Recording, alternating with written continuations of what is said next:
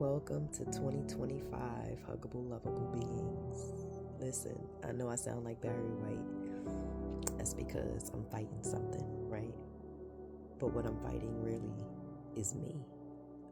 It is January 1st, 2025, and I woke up doing some deep work already, right?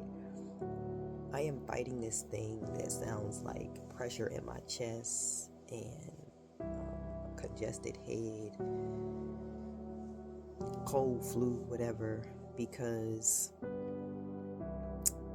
I was afraid, right? Let me tell you what I mean. So I've learned from patterns in my life that when I get really, really afraid of something or concerningly worried, that I manifest things in my life to keep me from having to deal with that thing. It used to be public speaking. I would get sick, my throat would be sore, and then I'd be like, oh, see, I can't do it. Well, it's kind of coming back.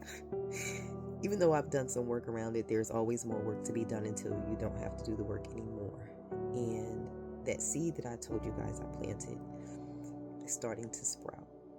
And very close to doing some great work. And I panicked. I was like, oh my God, this is really happening. Am I going to be able to do this? You know, you get in your head and you do all the things. Well, within hours of that amazing phone call and of those thoughts that were making me second guess myself, I began to feel pressure in my chest. I was like, something ain't right. Something ain't right.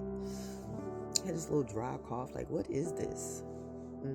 It's this because I worried myself to the point of not being able to show up.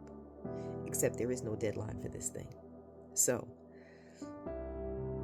I am pushing through so that I can continue to manifest this thing that I know, that live in this alignment that God has put on my heart, this thing that I'm supposed to be doing.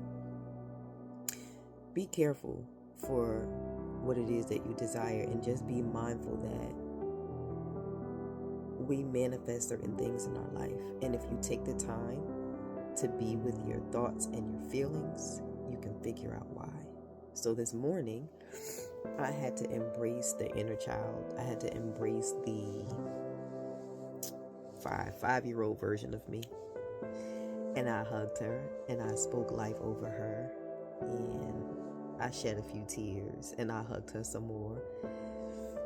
And I realized that the pressure in my chest was about me not breathing life into the assignment that was given to me, because that means I would have to stand, right? Stand up in all of what is true for me, all of what I know to be true, regardless of how other people see it. And that can be a little scary, it can be overwhelming. But I also know that God didn't give it to me for no reason, right? I know it's not something I created. I know it was a divine download given to me, which means it's a mission that has to be completed. And so I will do that in the fear of. So yes, taking all of the herbs and the things and the resting and the meditation, but I really had to go in deep and figure out why I was afraid to breathe life into this thing. And so now that I know why, and I have addressed that, I will continue to love on that part of me and breathe life simultaneously into the right now. So in 2025, I wish you awareness and mindfulness of all the ways that you are showing up that is not serving you. I wish you strength, courage, compassion, and love to embrace yourself, embrace the journey, and walk through those dark moments, those shadow areas, to bring light to them so that you can be the fullest version of yourself. That's my wish for me, and that's my wish for you. So, sending you all the hugs and love in the world. Happy 2025. Peace.